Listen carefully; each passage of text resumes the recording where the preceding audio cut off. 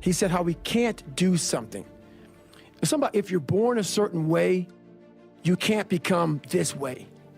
To be somewhere, you had to be born with it, was the concept. And I did it. I did what he said we couldn't do. And I know what I was born with. And I know the battle that I had in my mind. So when he said it, I just sat there, looked at my face, and somebody in the crowd asked me a question.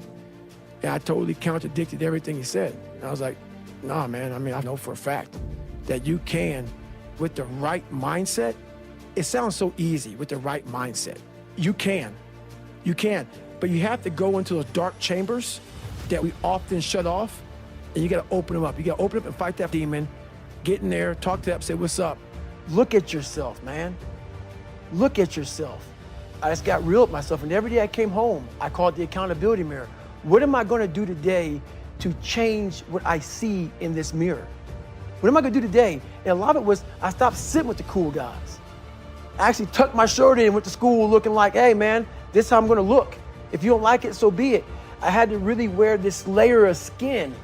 I had to develop a really calloused skin on me to take whatever you're gonna call me, you're gonna call me. Whatever I'm gonna be, I wasn't a geek, but whoever I am, you're gonna see me. You're gonna see me for who I am, because I need to change who I'm not. And that accountability mirror just became raw. And when I became fat over the years, because I fell back in the hole, I called myself fat, because I was fat. And people don't want to do that. They want to say, oh, don't call yourself fat. Don't call yourself dumb. If you're not real and raw with who you are, nothing's going to change. And in this nice new world that we live in, we want to hear, you're just a little big. No, man, you might be fat. And it's okay to hear that from yourself and from everybody else. So that's where it started at. And it's raw. And it gets ugly sometimes with me in that mirror. But I'm also proud of myself to be able to tell myself that and then fix what's in that mirror. For too long in my life, I wanted to be accepted. Growing up, I lied. I did what I could. If you like UFC and I didn't, I love it. I love it, man. Let's go watch it, man. Be my friend. Be my buddy. I found out through this path of life, who is David Goggins? Who am I? I did it alone. There was no trophy on the wall, on the mantle. That trophy's in my brain. No one helped me get there. Nobody paid my bills. Nobody ran those miles, lost that weight. I suffered on my own and developed this man who said, it's who I am, man. A very competitive, ultra competitive dude that take it what you want, man. You have to realize it. You got to call yourself out.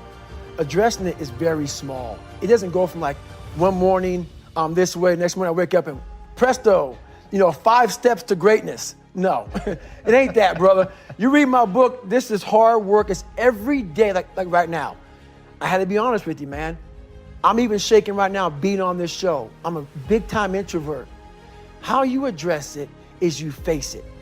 You face it every day. You face it every single day of your life where you say, okay, like if you're fat and you need to lose weight, it's patience. It's patience in this fact of accepting who you are right now. I'm fat, I don't like myself. Accepting the fact that if you lose 3 or 4 pounds, that's a huge accomplishment. You have to live in your own world. You cannot judge yourself. That's why social media and all these things are horrible. You can't judge yourself off of the so-called competition that we have made up in our mind. The things that, how people look, how people act, how smart someone is. This is a race that you run completely alone. And you're all by yourself.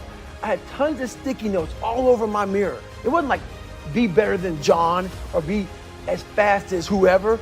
Okay, David, yesterday you did this.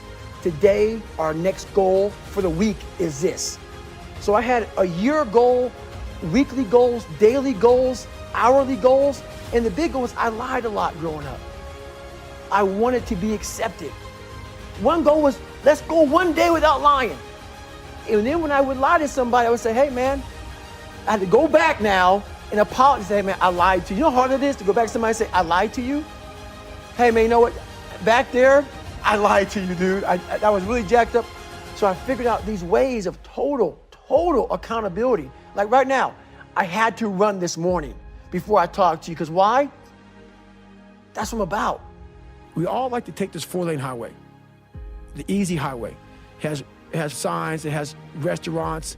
We all love that 4-lane highway. We always step over the shovel. And all I did was I picked up that shovel I made my own path. And you may have big boulders and they may be getting 200 miles up the road faster than you. But going through this path of life, this journey over here that you make yourself, that's incredibly difficult. When it comes out the other end of that, there's some glorious shit you can't even explain to people. And we're afraid.